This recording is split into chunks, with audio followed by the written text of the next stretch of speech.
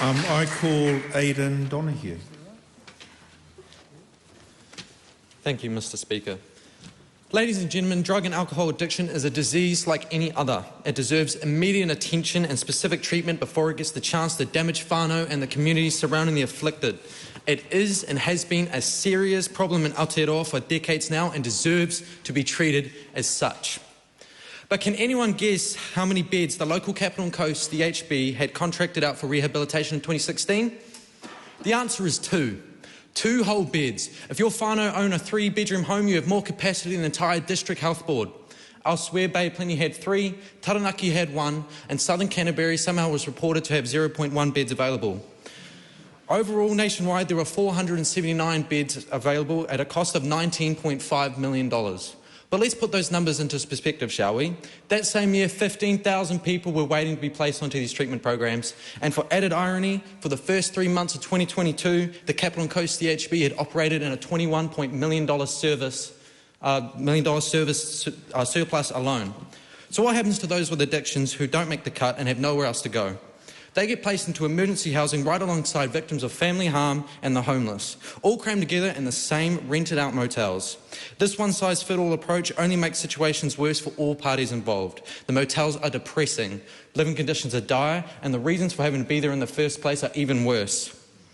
These dreary conditions have only increased the rate of relapse and continued addiction, and when COVID hit, things only went from bad to worse. With lockdowns, there was no escape for families to break from the daily misery, and the added strain took its toll.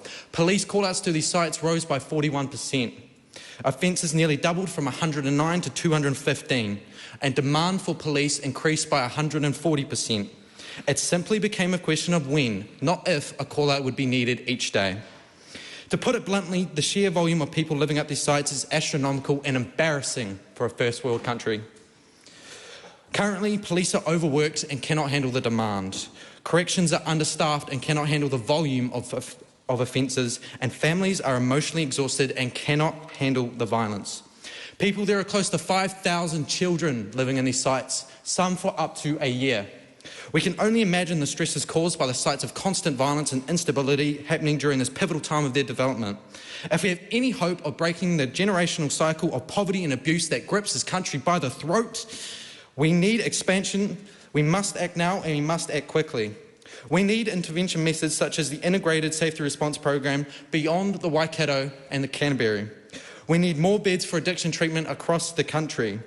We need a better option than renting out expensive, unsafe motels to house whānau if we have any hopes of letting them move on. But most crucial of all, we need to focus on what the victims need. They need our support, they need normality, and they need an opportunity for a second chance at life.